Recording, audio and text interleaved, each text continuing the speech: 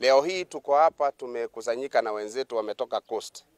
Hao wenzetu wametoka Coast wamekuja na mmoja wetu ambaye ni msimamizi wa NEC, mambo ya diaspora. Ndio huyu wako hapa. Tuko na yeye amekuja na delegation. Na sasa tunataka kutoka tuende nje. Tutatembea constituencies zote kwa siku 3. Hao wako hapa kwa siku 3, tutatembea na wao kuona UPA imeimarika Kisii vizuri kwa sababu Kisii ndio nyumbani.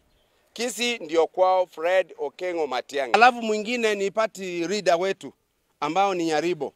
Hao watu tuko nyuma yao tukiungana na huyu mkubwa wetu kutoka Mombasa, sisi tunawaheshimu. Nilisafiri kutoka Mombasa jana sehemu ya Kinango ambayo ni Kwale County, na hii delegation mnaona niko na delegation ya watu karibu 70. Na hawa watu walikuwa wakiniuliza maswali kule. Wanasema wewe umesema tujiunge. Sisi hatuwezi kujiunga mpaka utupeleke Kisii. Anafanya kazi.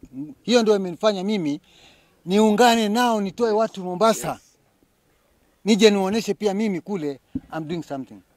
Kwa hivyo tafadhali waungeni mkono wale vijana wawili, Bagaka and Isesa.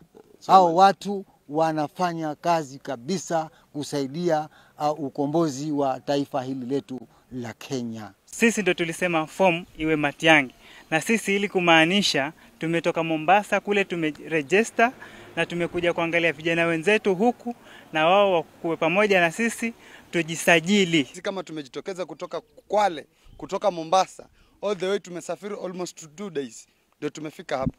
Tunaomba ile kazi ya Matiang'i nyinyi wenyewe kama sisi tunajua tukiwa Mombasa, hamwezi kosa kujua mkiwa hapa Kisii.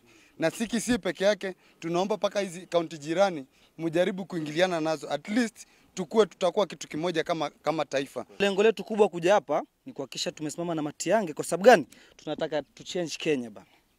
Kenya imekuwa na unyanyasaji mkubwa. So kile tumefanya tusimame sisi, tunajua Matiang'i ndo atachange. Wamama wa register kwa wingi, mshaona kazi za Matiang'i. Tuliziona tangu ni ofisa wa education. Tukaona amefanya kazi nzuri. Kwa hivyo tuna imani akipata huu uongozi atafanya mambo zaidi ya yale.